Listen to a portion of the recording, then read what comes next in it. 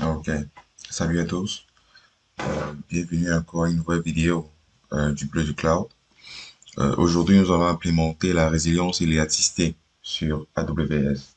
Ok. Ici, suite à la dernière vidéo que nous avons fait, nous avons essayé d'implémenter une partie de résilience sur la plateforme AWS qui nous permettait de pouvoir distribuer les charges et les requêtes sur multiples serveurs à la fois. Donc aujourd'hui, nous allons essayer de permettre à ce que si un serveur est à terre, un autre soit créé de façon automatique sans que l'administrateur ne vienne manuellement créer un autre serveur. Alors, pour permettre à ce que euh, l'application que vous allez déployer soit toujours disponible en tout temps et à tout lieu. Parce que nous n'oublions pas que les fautes, les bugs, les désastres, les mises à jour ne sont pas évitables. Alors, il peut arriver que un serveur soit à terre et puis il faut absolument créer un autre serveur pour que l'application soit joignable par les différents utilisateurs. Alors, ce que nous allons faire ici, nous allons créer un groupe cible, comme la dernière fois, avec des instances. Nous allons créer un équilibreur de charge, normalement. Nous allons associer le groupe cible à l'équilibreur de charge. Nous allons aussi créer un groupe d'auto-scaling, configurer l'auto-scaling. Ça veut dire pouvoir automatiquement créer les serveurs lorsque un ou deux sont à terre. Alors, nous passons directement à la plateforme. Donc, au niveau des instances, normalement, nous allons créer les différentes instances. Pour le moment, je vais vous épargner la création de ces instances parce qu'on l'avait fait la dernière fois. Et lorsque nous allons tout créer avec les différents groupes cibles et équilibreurs, nous allons directement passer à l'autoscaling. Donc, pour le moment, ce que je vais faire, c'est que je vais tout créer ces différentes ressources puisque nous avons déjà fait et passer directement à l'autoscaling. Là, je vais créer le premier et créer les autres dans un background pour que la vidéo ne soit pas trop longue. Comme la dernière fois, la même chose. Euh, on choisit un système d'opération, d'exploitation.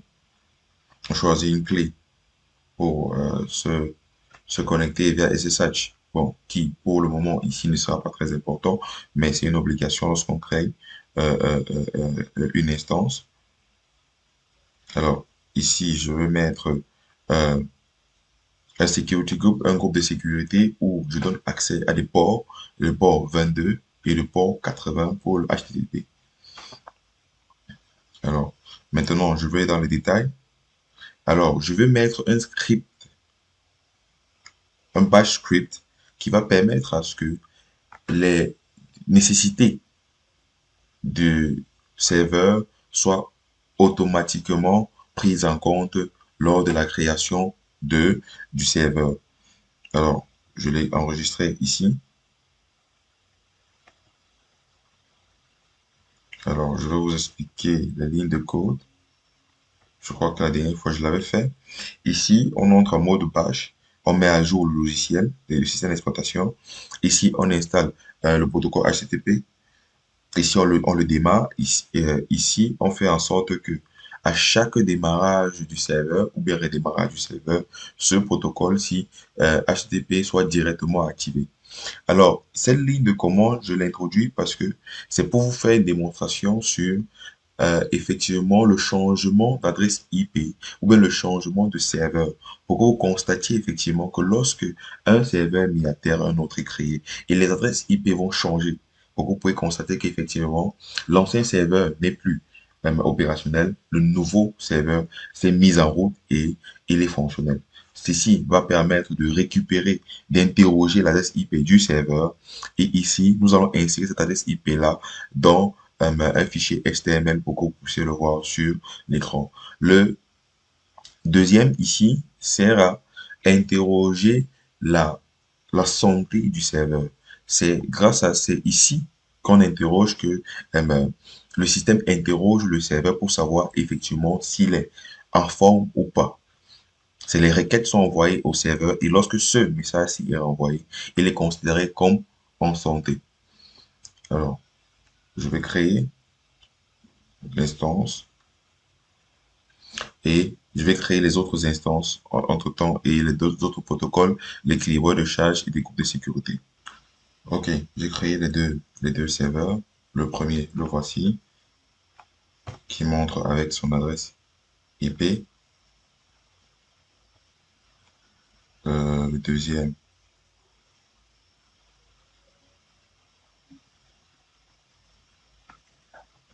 le voici. Le deuxième, le voici, qui montre avec son adresse IP. D'accord. Maintenant, je crée l'équilibreur et le groupe de sécurité. Ok. Mon équilibreur de charge a été créé. Mon groupe de sécurité aussi. Pour vérifier cela, je vais mettre ça. J'ouvre un nouvel onglet. Je prends un lien DNS pour vérifier. Et là, je mets. Ok. Ça veut dire il doit y avoir eu un petit souci lors de la configuration. Non, le souci c'est que il n'a pas encore été euh, activé. Donc, c'est encore en train de charger. Donc, il faut patienter qu'il finisse de charger avant de vérifier. Mais entre-temps, on peut déjà passer à l'autoscaling pour pouvoir activer l'autoscaling. Ok. Je vais créer, je donne le nom. Je peux dire le nom ici. Je peux dire c'est peut être les serveurs de production,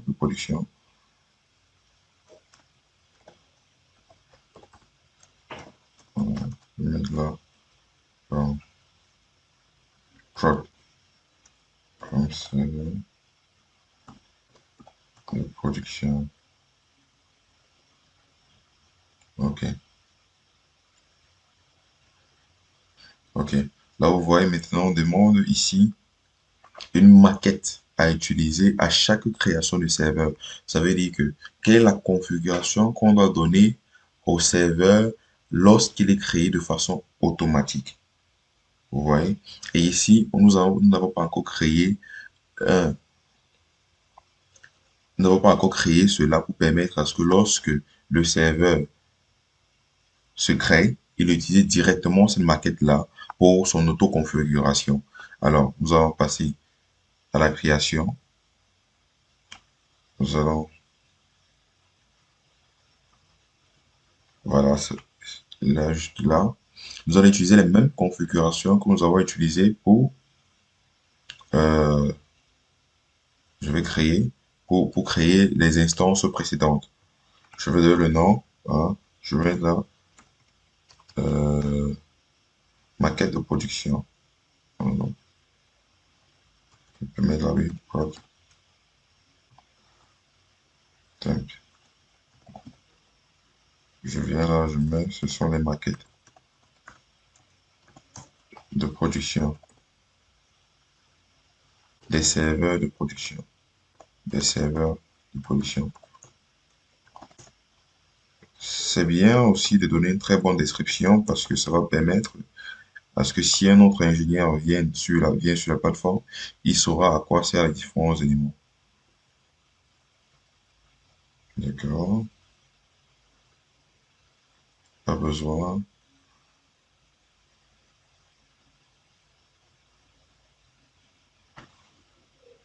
Non,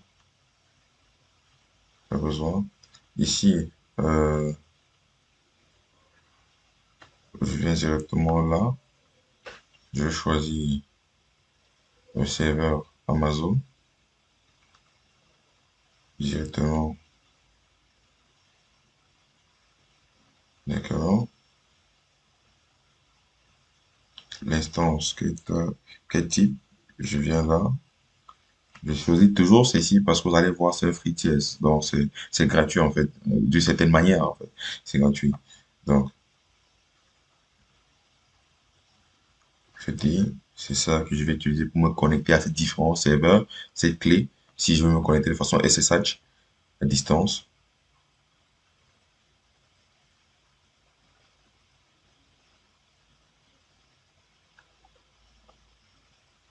Après, j'utilise un groupe de sécurité. Un, j'utilise un groupe de sécurité. Le groupe de sécurité des différentes instances que j'ai déjà créées. Ça, c'est juste pour que le port 22 et le port 80 soient disponibles. Alors, sur les configurations, à ce niveau, pas besoin de faire d'autres configurations. Tout ce qu'il faut faire, c'est revenir encore ici et maintenant y mettre les différences, y mettre le script, le bash script qui va permettre une auto-configuration du système lorsqu'il sera créé. C'est pour ça qu'on dit aussi le cloud computing, c'est beaucoup d'automatisation. Beaucoup d'automatisation. Donc, je vais dire, je vais changer le texte ici pour qu'on puisse reconnaître que ça, c'est le serveur de production.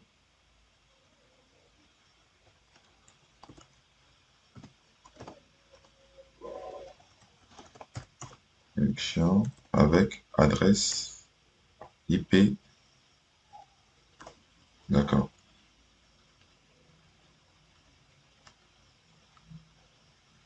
Je vais créer. D'accord. Elle est créée. Donc, nous allons voir ici que nous avons deux maquettes. Alors, mais c'est celle-ci que nous avons créée pour l'instant. Alors, ce que nous allons faire, c'est nous allons revenir sur l'autoscaling. On va rafraîchir et puis choisir notre maquette de production. D'accord. Et puis, on va sur suivant. Au niveau du réseau, ça, c'est par défaut. Les zones, il faut choisir toutes les zones pour être un peu plus sécurisé. Ça veut dire que si la zone A est à terre, on crée un autre serveur dans la zone B. Ou on crée la zone F pour pouvoir permettre à ce que l'application qu'on va déployer sur ce serveur soit tout le temps disponible.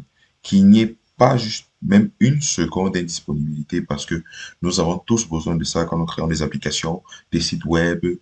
Nous avons tous besoin de ça qui soit toujours disponible au niveau du client. On allait sur suivant. Allez, bon, maintenant on demande l'équilibreur. Je vais dire attacher un équilibreur déjà créé, puisque j'ai déjà créé un équilibreur qui est ici.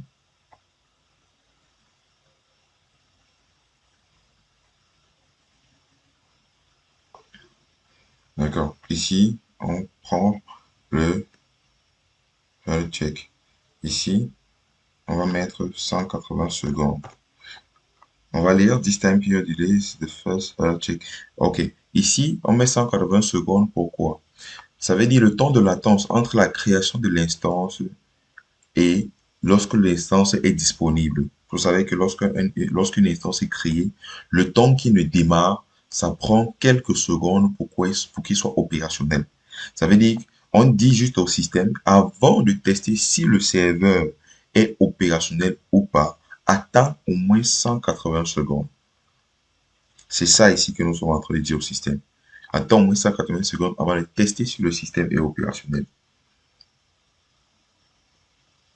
Alors, on va au suivant. Maintenant, le groupe size. Là, mettons on demande, dans ce groupe que l'on est en train de créer, combien d'instances au maximum voulons-nous opérationnelles? Alors, je vais mettre le minimum 2. Je veux qu'il y ait 2 instances qui soient disponibles. Ça veut dire que si j'ai 2 instances et un a des problèmes, un autre est créé. Donc, qu'il n'y parle pas au-dessus de 2. Qu'il n'aille pas au-dessus de 2. Qu'il n'aille pas en dessous de 2. Que j'ai toujours 2 instances disponibles au même moment pour mes clients. J'ai toujours 2 serveurs. À chaque fois, j'ai toujours 2 serveurs disponibles pour la clientèle. Ici, je peux mettre le minimum. Euh, c'est how much your desired capacity can be increased or decreased. Et là, en guise de sécurité, je peux dire que bon, d'accord, je mets à 3 au maximum, hein, pour que c'est au minimum 2. Hein.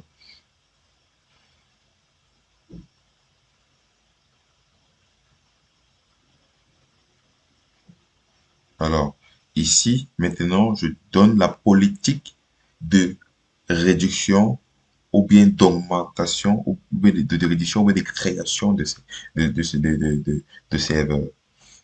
Ça veut dire quoi? Dans quel cas je dois créer un serveur ou bien dans quel cas je dois retirer un serveur, je dois supprimer un serveur.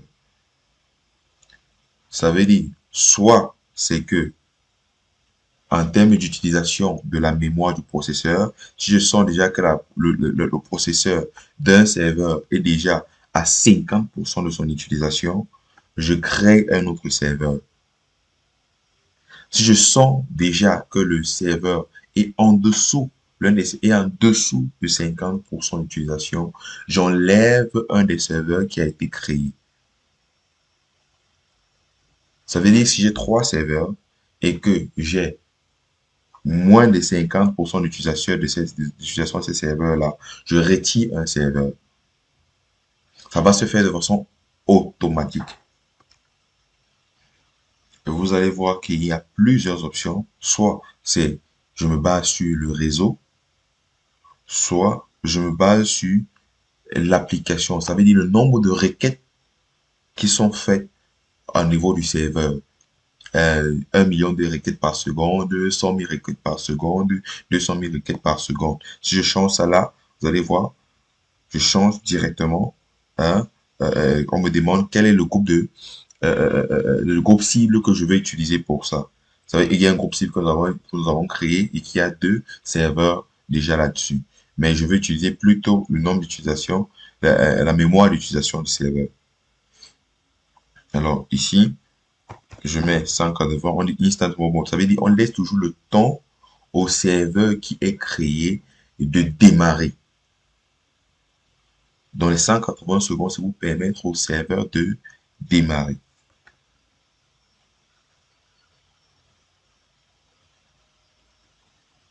Maintenant, on dit, ici, il faut choisir choose a replacement behavior depending on your availability requirement. Dans quel cas on doit remplacer un serveur? Dans quel cas, de quelle façon est-ce qu'un serveur doit être créé? Il y a plusieurs façons, voilà, les 4 différentes façons. Il y a plusieurs façons. De quelle façon le serveur doit être créé? Par exemple, ici, launch before terminating. Ça veut dire quoi? Ça veut dire je démarre d'abord la nouvelle instance avant de désactiver l'instance qui doit être désactivée.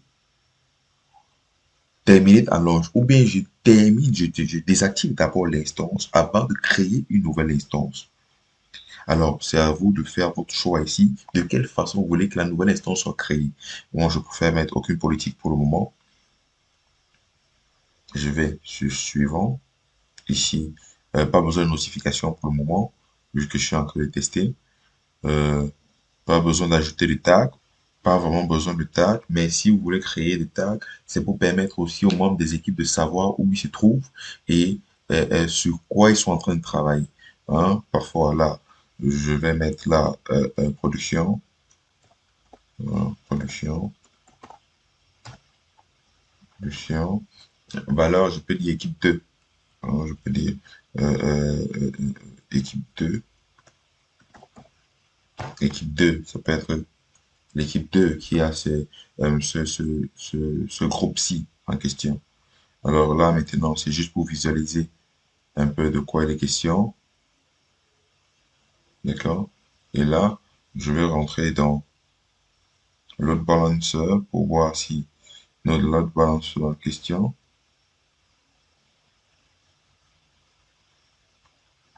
Voilà. Notre load balancer est actif. D'accord? Donc, je vais copier DNS d'abord pour tester le load balancer, pour se rassurer que oui, effectivement. D'accord, vous voyez, le voilà.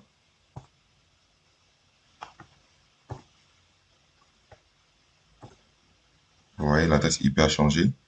Pour dire, hein, ça va d'un serveur à l'autre. Donc, maintenant, je vais créer,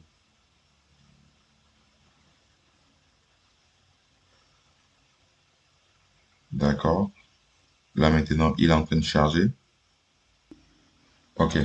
Ici, vous allez voir, nous avons euh, l'autoscaling qui a été créé et qui est dit ici opérationnel déjà.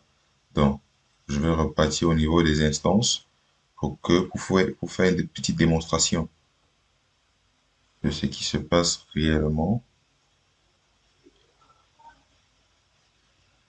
D'accord, d'accord. Donc,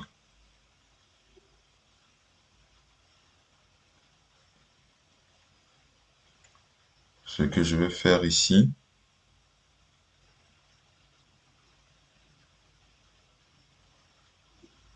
c'est encore en train d'être initialisé. On va attendre un peu qu'il soit fini l'initialisation. OK. Vous allez voir maintenant que il faut vérifier l'adresse IP ici. Vous allez constater que cette adresse IP navigue entre plusieurs différentes adresses. Vous allez voir plusieurs différentes adresses IP. Donc, ce que je vais faire, je vais aller éteindre un serveur. Je vais aller éteindre un serveur et vous allez voir comment un nouveau serveur a été créé de façon automatique. Là, je vais demander de terminer deux serveurs. Je vais essayer de terminer aussi ce serveur-ci pour que ça aille plus rapidement. Pour que vous voyez comment le système automatiquement va créer de nouvelles instances. Et ouais, tout ça a été mis à l'arrêt.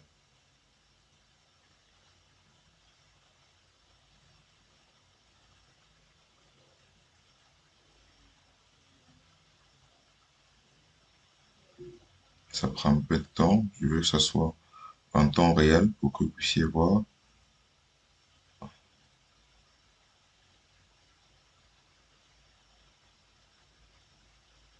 D'accord. C'était aux arrêts. On a dit au minimum deux. Donc, on a dit au minimum deux serveurs. Donc, logiquement, un autre serveur va se créer de façon automatique. OK, vous avez vu? Là, automatiquement, un nouveau serveur a été créé. Un nouveau serveur a été créé. Et le voilà qui est en cours là maintenant. Si je m'en vais de l'autre côté, vous allez voir, son adresse IP, c'est,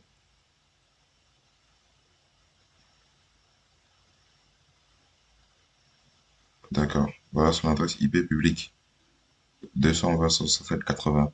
Bon, je viens ici,